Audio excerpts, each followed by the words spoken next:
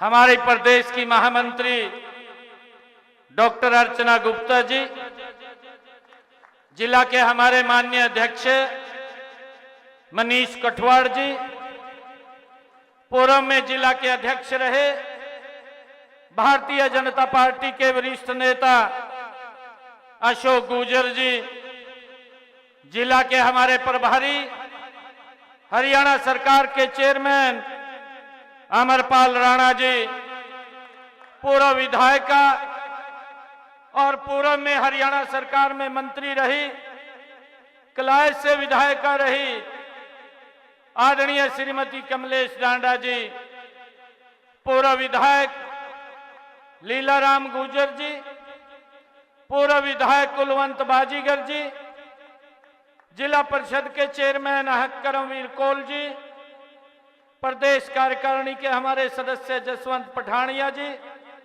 अरुण सराफ जी, राव सुरेंद्र सिंह जी, सुभाष हजवाणा जी, राजपाल तंवर जी, पवन सैनी जी, ईश्वर सिंह जी, सतपाल चुग जी, हरीश शर्मा जी, बलवान शर्मा जी, राम जुआरी सिरसल जी, गुरविंदर सिंह हावड़ी जी, श्री शिपाल धेरडू जी, श्री लाभ सिंह जी, कपिल वालिया जी, शेर सिंह जी और प्रमोद सिंह जी चूड़माजरा, हमारे मंडल के माननीय तीनों अध्यक्ष विनोद बंसल जी, देवी दयाल बरसाना जी और सुबे सिंह जी, उपस्थित पुंडरी की सरदारी, मेरी मातृशक्ति, मेरे पिता समान बुजुर्ग, युवा साथियों, आप सबको दोनों हाथ जोड़ करके राम राम करता हूं।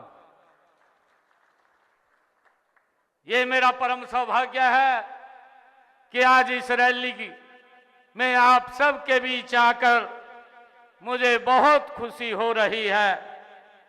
पुंडरी हलके के विकास को एक नई गति, नई दिशा ये रैली देगी। यह आयोजन सिर्फ रैली तक ही सीमित नहीं है, यह पुंडरी हलके के लोगों के जीवन में सकारात्मक ये बदलाव लाएगी। मुझे खुशी है कि आज पुंडरी में इस रैली स्थल का अपना ऐतिहासिक महत्व भी है। यह धरा ऋषि पुंडरक की तपोस्थली रहा है। मैं ऋषि पुंडरक को नमन करता हूं। आप सबका बहुत बहुत अभिनंदन और आप सबका स्वागत भी करता हूं। मुझे खुशी है कि आज ये पुंडरी की, ये धन्यवाद की ये दूसरी रैली है और मुझे अपने परिवार के लोगों के बीच में आप सबका आज धन्यवाद करने का अवसर मिल रहा है। मुझे ये भी खुशी है कि आज हमने पुंडरी के 15 करोड़ रुपए के विकास कार्यों को आज उद्घाटन भी किया है, उनको यहाँ के लोगों को समर्पित किया है।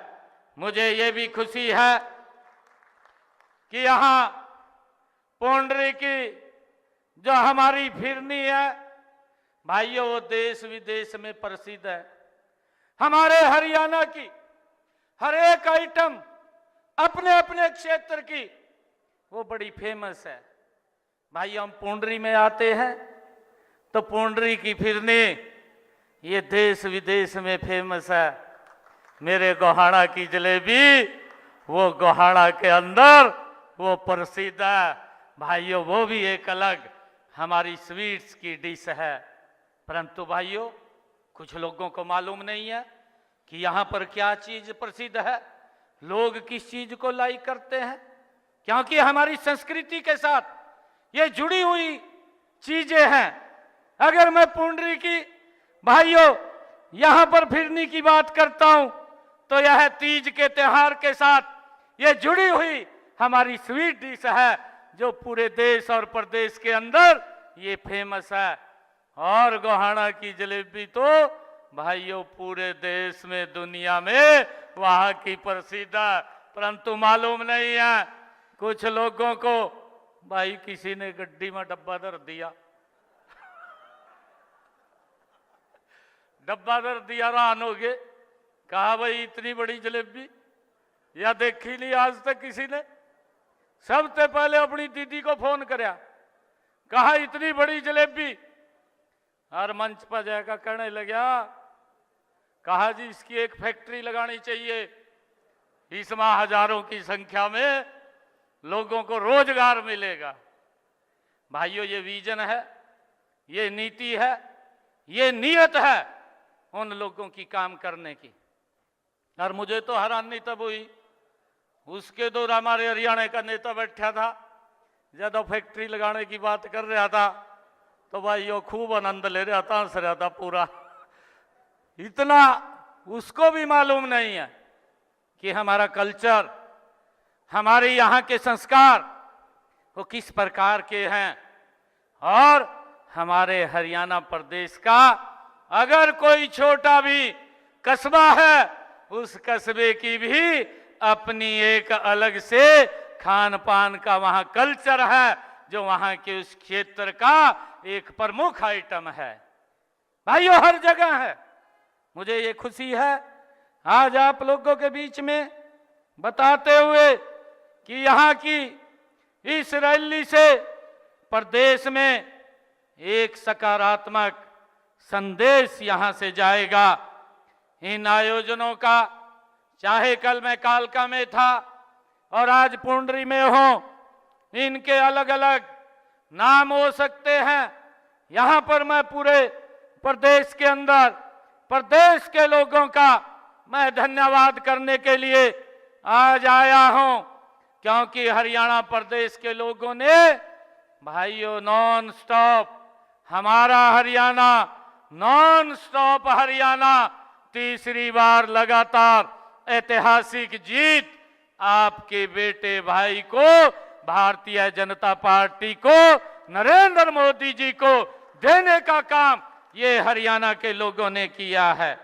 मैं आज जब अपने परिवार में आया हूं, भाइयों आप लोगों के माध्यम से मैं पूरे हरियाणा प्रदेश को भी दिल से बहुत बहुत धन्यवाद और साधुवाद देता हूं कि उन्होंने ऐतिहासिक जीत ये हरियाणा के अंदर दी है। एक ही लक्ष्य, एक ही मकसद, विकसित हरियाणा, विकसित भारत। और नरेंद्र मोदी जी का जो सपना है कि हमने विकसित भारत बनाना है, 2047 तक बनाना है। आदरणीय नरेंद्र मोदी जी, आज मैं पुंडरी में अपने घर के बीच में आया हूं। मैं एक बात कहना चाहता हूं, आपका जो विजन है विकसित भारत का, हरियाणा उसमें पीछे नहीं रहेगा। आपके साथ कंधे से कंधा मिला करके हरियाणा भी मेरा विकसित हरियाणा बनेगा। इसके लिए 3 गुना ताकत से हम भाइयों काम करेंगे। इस तीसरी डबल इंजन की सरकार में ये हमारा दायित्व है और इसको हम भली भांति समझते हैं, जानते हैं। भाइयों मुझे एक बात कहते हुए आप लोगों के बीच में, क्योंकि इलेक्शन चल रहा था, कई प्रकार की बातें भाइयों विपक्षी दलों के द्वारा वो उठाई गई, ऐसी ऐसी बातें उठाई गई भाइयों जिनको उनके अगर कार्यकाल में देखें उसको तो वो भूल गए। वो दूसरे की तरफ उंगली उठाना भाइयों आसान है। मुझे आज ये बड़ा आप लोगों के बीच में बात कहते हुए बड़ा दुख भी हो रहा है कि भाइयों आदरणीय अमित शाह जी ने कल ही संविधान के ऊपर चर्चा करते हुए राज्यसभा के अंदर कांग्रेस के उस चेहरे को नकाब कर रहे थे, उस चेहरे को जनता के बीच में दिखा रहे थे, जिस चेहरे के साथ लगातार 55 वर्षों तक कांग्रेस पार्टी इस देश के लोगों का, इस देश के गरीब का भाइयों शोषण करती रही और उन लोगों को अपमानित करती रही। भाइयों उसका वो पर्दाफाश कर रहे थे और उन्होंने जब कांग्रेस का वो कार्यकाल था और कांग्रेस ने डॉक्टर भीमराव अंबेडकर जी भाइयों जिसको अपमानित करने का काम ये कांग्रेस के पीढ़ियों ने किया है, जवाहरलाल नेहरू से लेकर के इंदिरा गांधी से लेकर के राजीव गांधी और फिर उनका जो भाइयों एक प्रधानमंत्री बना और जिसको चलाने का काम ये सोनिया गांधी और राहुल गांधी करते थे, उसको ये अधिकार भी नहीं था कि अपनी तरफ से वो कोई एक शब्द भी बोल दे भाइयों, वो भी उसको पूछ करके बोलना पड़ता था। जिन लोगों ने डॉक्टर भीमराव अंबेडकर जी को अपने कार्यकाल के अंदर अपमानित करने का काम किया है और भाइयों जिन लोगों ने उसको इलेक्शन में हरवाने का भी काम किया है, भाइयों जो व्यक्ति उस पवित्र संविधान की बुक को जिसको राहुल बाबा को यह भी मालूम नहीं है कि उस पवित्र संविधान के अंदर क्या लिखा हुआ है, भाइयों उसका भी अपमानित करने का काम ये कांग्रेस के लोग करते हैं। और भाइयों उस डॉक्टर भीमराव अंबेडकर जी को नरेंद्र मोदी जी ने और इस देश को डॉक्टर भीमराव अंबेडकर जी के अनुरूप पिछले 10 वर्षों में चलाने का काम अगर किसी ने इस देश के अंदर किया है वो भारत मां का लाल नरेंद्र मोदी है। भाइयों इन लोगों को तो पीड़ा हो रही है, इनके पास आज बात रखने के लिए कुछ नहीं है और ये पीड़ा इसलिए हो रही है क्यों गरीब की बात की जा रही है, क्यों गरीब को सहायता दी जा रही है। भाइयों पूरी कांग्रेस का पेट खराब होया पड़ा, भाइयों उनको तो सांस भी नहीं आ रहा और जब कोई इस प्रकार की बात उनको लगती है तो भाइयों इस प्रकार से खड़े हो जाते हैं कि ये सबसे बड़े देशभक्त हैं। भाइयों इनकी देशभक्ति तो कहां नजर आती है। ये कांग्रेस के लोग जिन्होंने उस पवित्र संविधान का अपमान करने का काम किया, धारा 370 ये कांग्रेस की ही देन है। जो धारा 370 जम्मू कश्मीर के अंदर लगाई गई थी और भाइयों हमें परमिट लेकर के जम्मू कश्मीर के अंदर जाना पड़ता था, ये कांग्रेस की ही देन थी। परंतु भाइयों डॉक्टर श्यामा प्रसाद मुखर्जी ने उस परमिट प्रथा को समाप्त किया, उसका विरोध किया। इस भारत मां के लाल नरेंद्र मोदी ने उस धारा 370 को समाप्त करके डॉक्टर भीमराव अंबेडकर जी के उस पवित्र संविधान का सम्मान करने का काम अगर किसी ने किया तो नरेंद्र मोदी जी है भाइयों। और ये बात बोलते हैं, ये बात कहते हैं कि डॉक्टर साहब का अपमान कर दिया।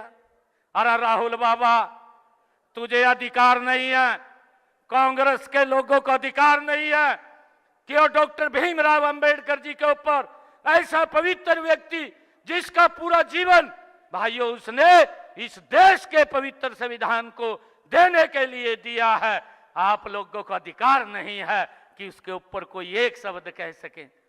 भाइयों डॉक्टर भीमराव अंबेडकर जी ने जो ये पवित्र संविधान दिया है, हमारी सरकार ने भाइयों उन गरीब लोगों को वो अधिकार अगर नरेंद्र मोदी जी ने दिया है कि उनको 5 लाख रुपए का आयुष्मान कार्ड दे करके डॉक्टर भीमराव अंबेडकर जी के उन सपनों को पूरा करने का काम ये नरेंद्र मोदी जी ने किया है।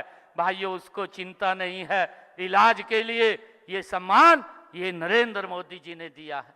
भाइयों वो अपने कार्यकाल को भी बताएं, 55 साल तक इस देश के ऊपर शासन किया है, 55 सालों में कितने आवास बना करके दिए हैं ये राहुल बाबा प्रेस कॉन्फ्रेंस करके दिल्ली में देश के लोगों को बताने का काम कर। हमारी 10 साल की कार्यकाल के अंदर 4 करोड़ मकान बना करके प्रधानमंत्री आवास योजना के तहत डॉक्टर भीमराव अंबेडकर जी के उस सपने को पूरा करने का काम ये नरेंद्र मोदी जी ने किया है। भाइयों भारतीय जनता पार्टी की सरकार ने किया है। भाइयों मुझे खुशी है आज आप लोगों के बीच में बताते हुए कि हमने ये भी निर्णय किया कि जिन परिवारों की इनकम 1,80,000 रुपए से कम है, ऐसे परिवारों की छतों के ऊपर प्रधानमंत्री सूर्य हर घर मुफ्त बिजली योजना के तहत 2 किलोवाट का सोलर पैनल लगाने का काम ये हमारी सरकार कर रही है। और अभी तक हमने 1 लाख परिवारों की छतों के ऊपर ये सोलर पैनल लगेंगे और हमने लगभग 6,000 साढ़े 6,000 घरों की छतों के ऊपर ये बहुत कम समय के अंदर लगे सोलर पैनल 2 किलोवाट का लगवाने का काम ये हमारी सरकार ने किया है और गति से कर रहे हैं। भाइयों, लोगों का बिजली का बिल फ्री हो जाएगा। ये जो सपना डॉक्टर भीमराव अंबेडकर जी ने देखा था उसको पूरा करने का काम ये हमारी सरकार कर रही है। और भाइयों, ये बोलते हैं, ये किस प्रकार से बोलते हैं भाइयों, इनका जवाब ये देश के लोगों ने दिया है। राहुल बाबा को कुछ और नहीं फंसा, ना कोई बात थी, ना कोई मुद्दा था, ना इनके पास बताने के लिए है। कांग्रेस के पास ना नीति है, ना नियत है, ना इनका नेता है भाइयों जो कोई इनको दिशा दे सके या इनको कोई दिशा के ऊपर आगे ले जा सके। परंतु भाइयों, झूठ का सहारा लेकर के लोगों को बरगड़ाने का काम करते हैं। लोकसभा के चुनाव के अंदर ये राहुल बाबा उस पवित्र संविधान की बुक उठा करके खड़ा हो गया और कहने लगा कि यार नरेंद्र मोदी अगर तीसरी बार प्रधानमंत्री बने तो संविधान खत्म हो जाएगा, ये संविधान खतरे में हो जाएगा। अरे राहुल बाबा, संविधान को कोई खतरा नहीं है, अगर खतरा किसी को है तो कांग्रेस पार्टी को खतरा है। मैं आज पुंडरी की सरदारी के बीच में एक बात ये कहने के लिए आया हूं, ये कांग्रेस के लोग अगर यही झूठ का सहारा लेकर के चलते रहे 2029 में इनका कोई नाम लेने वाला नहीं बचेगा। कांग्रेस पार्टी पूर्ण रूप से समाप्त हो जाएगी, साफ हो जाएगी। भाइयों, देश के लोगों ने ये निर्णय कर लिया है। ये लोग ये झूठ का सहारा लेकर के, झूठ बोल करके, लोगों को बरगड़ा करके भाइयों ये वोट लेने का काम करते हैं।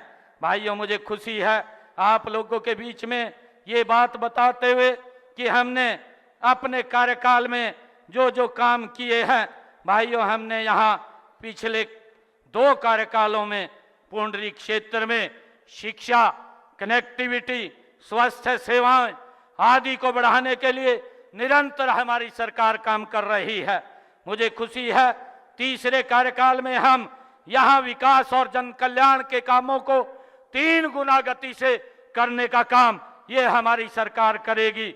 इस क्षेत्र के विकास के लिए हमारे पूर्व में मुख्यमंत्री रहे आदरणीय मनोहर लाल जी ने 108 घोषणाएं की थी, इनमें से 91 घोषणाएं पूरी हो गई हैं।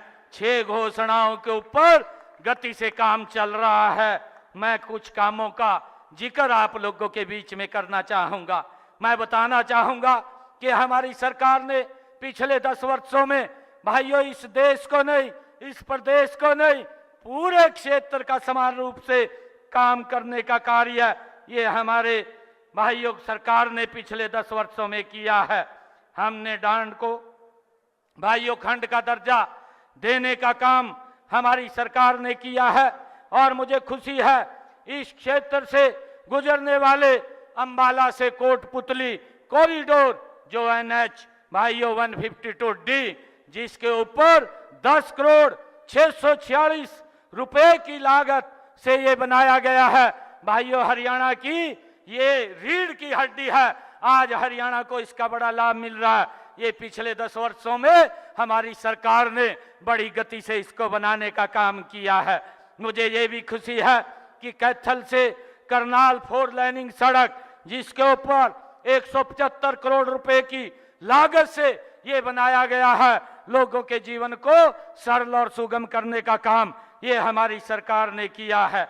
मुझे ये भी खुशी है कि पुंडरी में बरसाती पानी की निकासी और सीवरेज लाइन बिछाने पर भाइयों 12 करोड़ 68 लाख रुपए की राशि खर्च की गई है और हाबड़ी सब ब्रांच की रिमॉडलिंग का कार्य 12 करोड़ रुपए की राशि से भाइयों जारी है।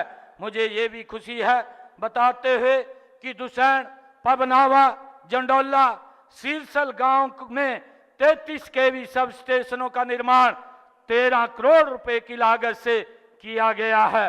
हावड़ी गांव में हॉकी अकादमी का निर्माण 8 करोड़ 80 लाख रुपए की लागत से किया गया है।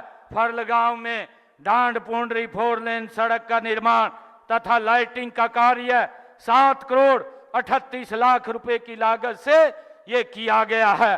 पबनावा में औद्योगिक प्रशिक्षण संस्थान के भवन का निर्माण 4 करोड़ 50 लाख रुपए की लागत से ये किया गया है। पेहवा चौक से पाई रोड तक 4 लेनिंग सड़क और लाइटिंग पर 5 करोड़ 83 लाख रुपए की राशि वो खर्च की गई है। पुंडरी गांव में इंडोर आउटडोर स्टेडियम का निर्माण 5 करोड़ की लागत से किया गया है। भाइयों बहनों, माननीय प्रधानमंत्री श्री नरेंद्र मोदी जी ने विकसित भारत बनाने के लिए 4 स्तंभों किसान, युवा और महिला और गरीब पर विशेष रूप से जोर दिया है। इतने लगातार विकास कार्य भाइयों, जब हम इलेक्शन के अंदर थे तब भी हम इस बात की चर्चा कर रहे थे, परंतु ये लोग अपने कामों के बारे में उसके ऊपर तो चर्चा नहीं कर रहे थे, ये हिसाब मांग रहे थे और हिसाब मांग करके लोगों को बरगलाने का काम कर रहे थे। मैं हरियाणा की जनता को प्रणाम करता हूं, दिल से धन्यवाद करता हूं कि कांग्रेस पार्टी को हिसाब देने का काम हरियाणा की जनता ने किया है। भाइयों, उनको सबक सिखाने का काम ये हम हरियाणा की जनता ने किया है। भाइयों, मुझे खुशी है आप लोगों के बीच में हमने ये निर्णय लिया, आपके भाई बेटे ने, हम पहले भी किसान की 14 फसलें खरीदते थे, हमारी सरकार करेगी। और मुझे खुशी है आप लोगों के बीच में बताते हुए कि हमारी सरकार ने अगर किसान फसल लेकर के मंडी में आता है, डीबीटी के माध्यम से सीधा उसके खाते में भाइयों पैसा पहुंचाने का काम ये हमारी सरकार कर रही है। मुझे खुशी है कि 12 लाख किसानों के खाते में 1,25,000 करोड़ रुपया डायरेक्ट उसके खाते में पहुंचाने का काम ये हमारी सरकार ने किया है। अगर 72 घंटे से ज्यादा उसकी पेमेंट को हो जाता है तो ये हरियाणा सरकार आपको ब्याज सहित आपके खाते में पैसा पहुंचाने का काम ये हमारी सरकार करती है। मुझे ये भी खुशी है कि हमने इस खरीफ की सीजन के अंदर भाइयों बरसात कम हो रही थी, हमारी सरकार ने निर्णय किया कि किसान के खर्चे कम होने चाहिए और उस निर्णय के आधार के ऊपर हमने प्रति एकड़ 2,000 रुपया किसान के खाते में पहुंचाने का काम ये हमारी सरकार ने किया है। मुझे खुशी है 825 करोड़ रुपया हरियाणा के किसान के खाते में पहुंचाने का काम ये हमने किया है। हमने ये भी निर्णय किया जो कांग्रेस कभी सोचती भी नहीं थी कि हमने पूरे पुराने लंबे समय से एक अभियान अंग्रेजों के समय से मेरे किसानों के ऊपर लगता था, हमने उस अभियान का पूरा सरचार्ज वो भी माफ करने का काम किया है और इस अभियान को भी जड़ से समाप्त करने का काम ये हमारी सरकार ने किया है। भाइयों, मुझे खुशी है कि हमने ये भी निर्णय किया, इसे पिछले दिनों विधानसभा के अंदर हम बिल लेकर के आए, जो हमारे पट्टेदार किसान थे लंबे समय से उसके ऊपर खेती करते थे परंतु उनके नाम जमीन नहीं थी। हमने ये निर्णय किया कि कलेक्टर रेट लेकर के, हमारे सामने भी मजबूरी होती थी कि हमने कोर्ट की समस्या का भाइयों पालन, उसकी बात का पालन करना होता था, परंतु अब हमने विधानसभा के अंदर ये निर्णय लिया है कि जिस व्यक्ति का मकान पंचायत भूमि में पिछले 20 वर्षों से बना हुआ है, 20 वर्षों से ज्यादा हो गए हैं, ऐसे सब लोगों को 500 वर्ग गज का प्लॉट कलेक्टर रेट के ऊपर उसके नाम कर दिया जाएगा। भाइयों, ये भी इस लिटिगेशन की समस्या का समाधान हमारी सरकार ने किया है। भाइयों, मुझे खुशी है कि हमने पिछले दिनों जब हमारी सरकार बनी और हमने कहा था कि ये कांग्रेस के लोग भाइयों ये युवाओं की बात तो करते थे परंतु युवाओं का शोषण ये कांग्रेस के लोग करते थे।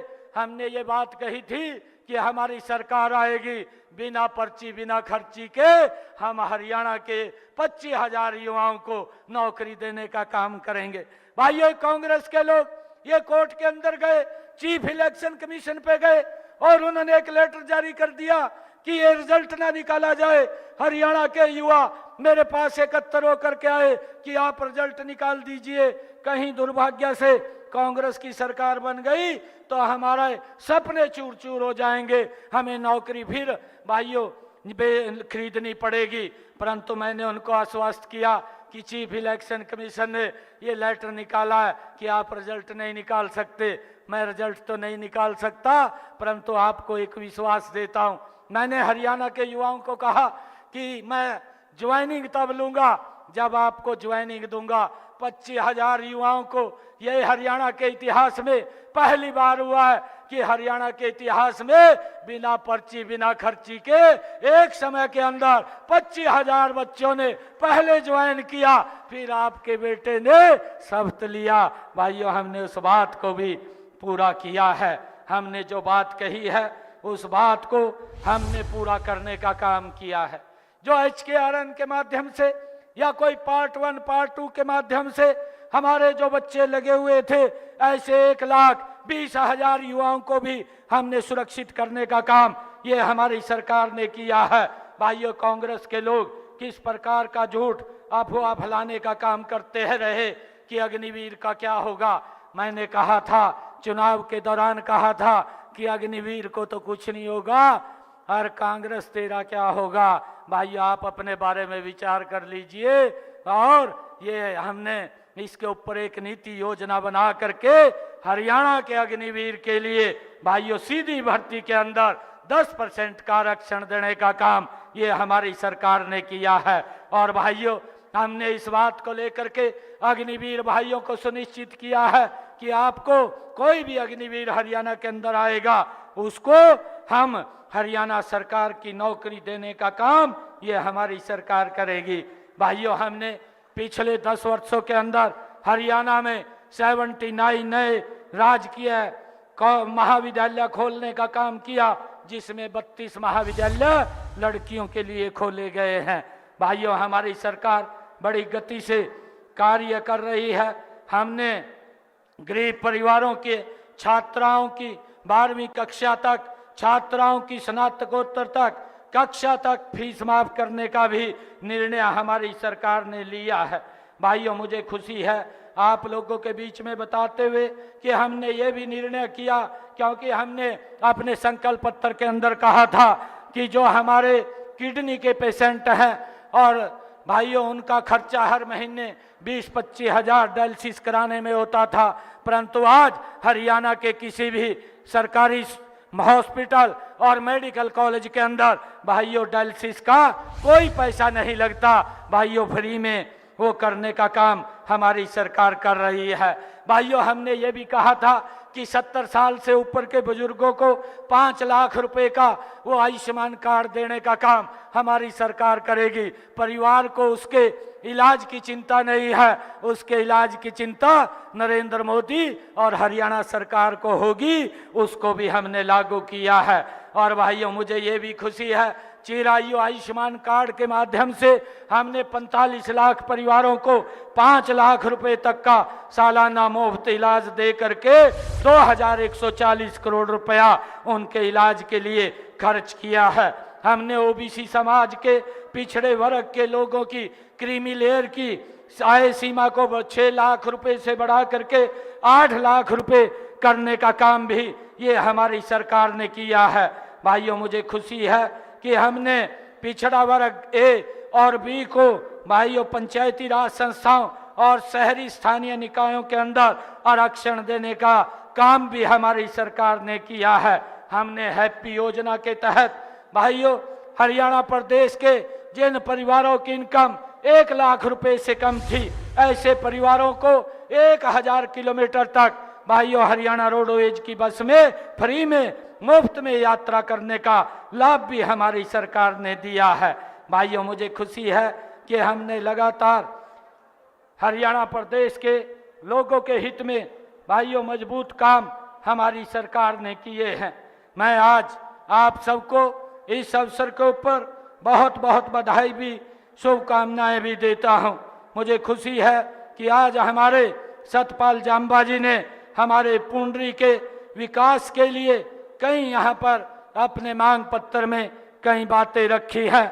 मैं आज पुंडरी की सरदारी में ये कहना चाहूँगा कि जिन स्कूलों के भवन पुराने हो चुके हैं या उनकी मरम्मत करने, नवीनीकरण करना है, ऐसे स्कूलों के ऊपर 5 करोड़ रुपए की लागत से पुंडरी हलके के सरकारी स्कूलों का ये निर्माण किया जाएगा। आज इसकी भी मैं घोषणा करता हूं, जो हमारे सतपाल जांबा जी ने अभी बात रखी है। गांव फतेहपुर और तथा बदनरा में भूमि उपलब्धता के आधार पर वहां पर हेल्थ सेंटर बनाने का काम भी हम करेंगे, इसकी भी मैं घोषणा करता हूं, जो हमारे सतपाल जांबा जी ने इस बात को रखा है। सतपाल जांबा जी ने मंडी बोर्ड की सड़कों के निर्माण की, उनकी मरम्मत की भी बात कही है। इसके लिए भी मैं 5 करोड़ रुपया मंडी बोर्ड की सड़कों के लिए देने की आज घोषणा करता हूं। पीडब्ल्यूडी विभाग की सड़कों की मरम्मत के लिए भी पुंडरी हलके में जो भी सड़कें हैं उनके नवीनीकरण के लिए 10 करोड़ रुपया मैं देने की घोषणा करता हूं। मुझे खुशी है कि हमारे सतपाल जांबा जी ने ये कहा है कि कैथल करनाल पुंडरी बाईपास बने। कैथल करनाल पुंडरी बाईपास बनाने की फिजिबिलिटी कराई जाएगी और ये फिजिबिलिटी जो ही पूरी होगी इसको भी करवाने का काम ये हमारी सरकार करेगी। मुझे जो सतपाल जांबा जी ने आरडीओ से 25,000 तक चंदाना माइनर की मध्यवर्ती संरचना की बात कही है, उसका भी पुनर्वास करवाया जाएगा और आरडीओ से 48,600 तक थरोटा माइनर का पुनर्वास और आरडी 48,600 से 54,200 तक मरम्मत के साथ साथ इसकी संरचना की मरम्मत भी कराई जाएगी। भाइयों, जो रेस्ट हाउस है उसके नवीनीकरण की बात कही है, उसका भी पुनः निर्माण कार्य किया जाएगा। और एक हमारे सतपाल जी ने कहा है कि सरकार द्वारा नए उपमंडल बनाने का यहाँ पर इस पुंडरी को किया जाए। मैं आज ये घोषणा करता हूँ कि सरकार द्वारा पुंडरी को उपमंडल बनाने के लिए जो कमेटी बनी हुई है, उस कमेटी के अंदर मैंने पूछा है कि ये एप्लीकेशन यहाँ दी हुई है, जो ही इसकी रिपोर्ट आएगी मैं ये आज घोषणा करता हूँ कि पुंडरी को भाइयों उपमंडल का दर्जा दिया जाएगा। ये भी मैं आज घोषणा करता हूँ। मैं ये भी आज कहता हूँ कि सांच गांव में राजकीय high school senior secondary school में अपग्रेड किया जाएगा। भाइयों, ये मांग ये सतपाल जांबा जी ने रखी है। सांच गांव में राजकीय हाई स्कूल है, उसको सीनियर सेकेंडरी स्कूल के रूप में अपग्रेड किया जाएगा। और एक और जल्दी ही यहाँ पर कबड्डी एकेडमी, पाई के अंदर जो कबड्डी एकेडमी है उसको रेनोवेशन का कार्य चल रहा है, उसको भी जल्दी पूरा कर लिया जाएगा। और मैं आज जो सतपाल जांबा जी ने कहा है कि पुंडरी नगर पालिका समिति एवं फतेहपुर गांव में सीसीटीवी कैमरे भी लगवाए जाएंगे। और मैं आज यहाँ पुंडरी के विकास कार्यों के लिए विधानसभा क्षेत्र के लिए अलग से 5 करोड़ रुपए देने की मैं घोषणा करता हूँ। भाइयों, यहाँ के विकास कार्यों को हम रुकने नहीं देंगे। मैं आज आप लोगों को इस बात से आश्वस्त करता हूँ कि गति से 3 गुना गति से हम इस विकास कार्यों को करने का काम ये हमारी डबल इंजन की सरकार करेगी। मैं आज आप लोगों के बीच में आज पुंडरी की सरदारी का बहुत बहुत दिल से धन्यवाद करने के लिए आया हूं कि आप लोगों ने जो सम्मान जो मान दिया है, मैं आपको आश्वस्त करता हूं कि पुंडरी की सरदारी के सम्मान को आपका भाई बेटा कम नहीं होने देगा। आपके सम्मान को बढ़ाने के लिए हम दिन रात मिलकर के काम करेंगे। भाइयों नवीन जिंदल जी और सतपाल जांबा जी, हम मिलकर के इस क्षेत्र का विकास गति से करने का काम करेंगे। आप सब इतनी भारी संख्या में आए हैं, आप सबका मैं दिल से बहुत बहुत धन्यवाद करता हूं। एक जोरदार जयकारे के साथ भारत माता के, भारत माता के, वंदे वंदे। बहुत आप सुन रहे थे मुख्यमंत्री को कांग्रेस ने संविधान पर झूठ बोला है, ये कहा है संविधान को कोई खतरा नहीं है। और इसी के साथ साथ पुंडरी में आज मुख्यमंत्री पहुंचे और यहां पर जिस तरीके से पुंडरी की जनता को, कैथल की जनता को जो उम्मीदें थी मुख्यमंत्री से, वो सभी उम्मीदें जो हैं पूरी की गई हैं। जनता को संबोधित किया गया है, कांग्रेस पर निशाना साधा, कांग्रेस ने संविधान पर झूठ बोला है, मुख्यमंत्री ने ये कहा। और देखिए